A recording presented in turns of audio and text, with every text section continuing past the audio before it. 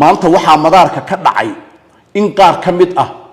ilaalada madaxweynihii hore ee jamhuuriyadda iyo dad shacab ah oo badan oo la socday iyo qaar ka mid ah ilaalada madaarka ay isku dhacaan sababtuna ay ahayd in dad shacab ah oo badani ay isku dayeen in ay halkaasi xoog ku galaan waxa halkaasi ka dhacday laba xabadood oo rasaas ah oo kor loo riday kaliya ciidanka bileysku waxa uu amar ku bixiyay in labadii askari ee rasaastaasi riday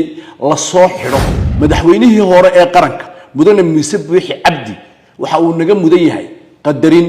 sharaf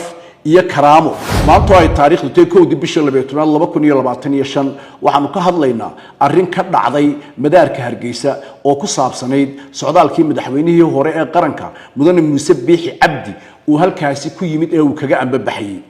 sidaa daraadeed waxaanu bulshada la wadaagaynaa in madaxweyne kasta oo dalka soo maray uu madaarada dalka ku leeyahay maamuus sharcigu siiyay cid u diidi kartaana ma jirto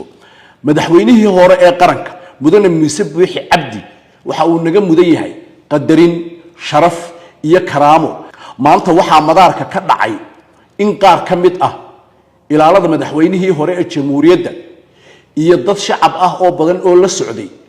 iyo qaar ka mid ah ilaalada madaarka ay isku dhacaan sababtuna ay ahayd in dad shacab ah oo badani ay isku dayeen in ay halkaasi xoog ku galaan waxa halkaasi ka dhacday laba xabadood oo rasaas ah oo kor loo riday cid wax ku noqotay goobtaasina ma jirto kaliya ciidanka bileysku waxa uu amar ku bixiyay in labadii askari ee rasaastaasi riday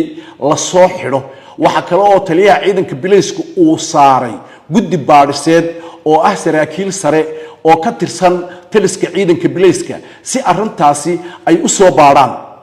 haddaba bulshada waxaan u sheegaynaa in arrintaasi ay tahay arrin ciidanka bileysku ay gacanta ku hayaan baadhisteeduna ay socoto ciidanka bileysku waxa uu uga digayaa dadka arrintaasi ka dhiganaya foodsaare ay ka xaqiijinayaan amniga in ay ka waantoobaan sidoo kale ciidanka bileysku waxa uu u sheegayaa bulshooyinka reer Soomaaliland in ay ilaashadaan amnaankooda iyo qarannimadooda